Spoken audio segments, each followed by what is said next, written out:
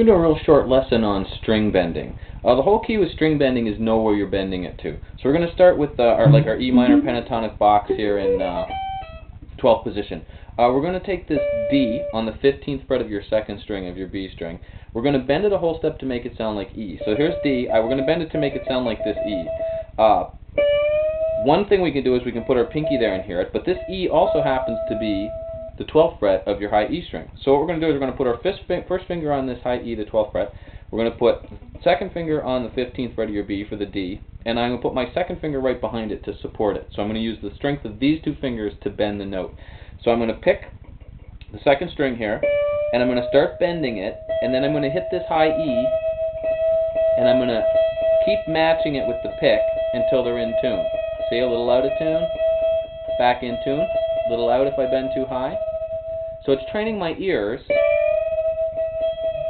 what to listen for when I do a bend. Because the ultimate thing when you bend is where you're bending it to. Not the note you first grab, but where it's going.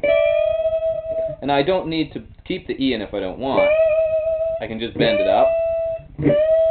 Sometimes a little vibrato goes a long way on bends if you're not exactly sure if you hit the pitch, you know. But this is a great way to practice them. And then I can move it.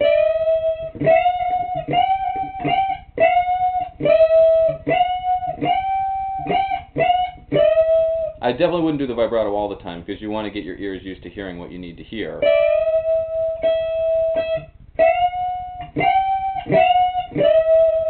Okay, here's another really fun bend, and that's going to work all the way down the string, right? So when you do that, the main thing to remember is there's two frets in between your support note, or whatever we want to call it, the fixed note, and then the bent note, right? Now we're going to go to strings 2 and 3, so we're still in the same pentatonic box. We're going to bend the 14th fret, which is an A, and we're going to bend it a whole step to make it sound like B, but that B happens to be the 12th fret of your B string. So now there's only one fret in between. Same rule applies. We're going to bend that A, and we're going to play that second string with the third and compare them. Kind of fun? Yeah, so now we're playing like an E. Whoops, I'm tuned down. Never mind. So I can...